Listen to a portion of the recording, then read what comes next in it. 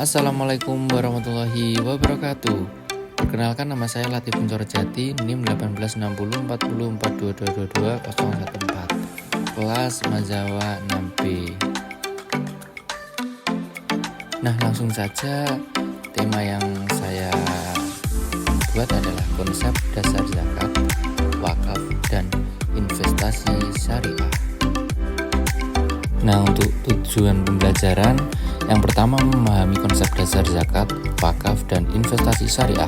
Yang kedua menjelaskan perbedaan dan persamaan antara zakat dan wakaf. Yang ketiga menggali potensi pengembangan investasi syariah melalui zakat dan wakaf. Dan yang keempat menganalisis studi kasus implementasi investasi berbasis zakat dan wakaf. Nah, untuk konsep dasar zakat, yang pertama definisi. Kewajiban umat Islam mengeluarkan sebagian harta kepada yang berhak sesuai hisab dan haul. Yang kedua, landasan Quran surat At-Taubah ayat 103, hadis Nabi Muhammad SAW. Yang tiga, jenis.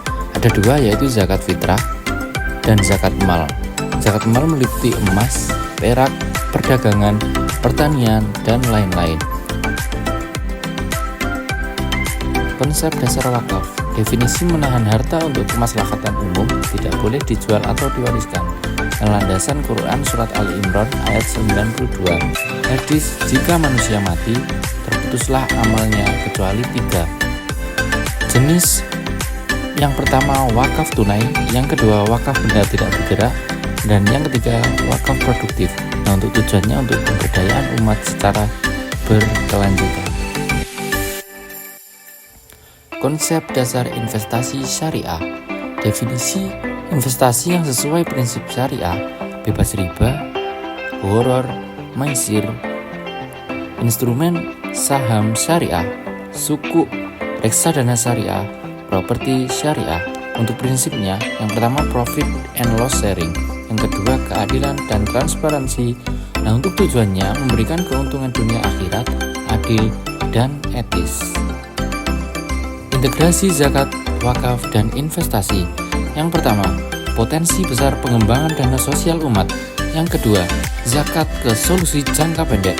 Yang ketiga, wakaf ke solusi jangka panjang. Yang keempat, investasi syariah ke alat pengelolaan wakaf produktif. Dan yang keempat, kolaborasi, menyejahterakan umat secara berkelanjutan. Contoh skema implementasi. Yang pertama, wakif menyerahkan dana.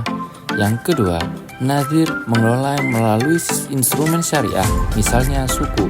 Yang ketiga, keuntungan digunakan untuk membiayai pendidikan, kesehatan, usaha mikro.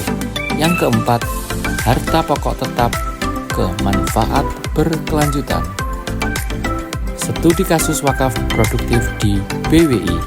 Yang pertama, program wakaf sawah produktif.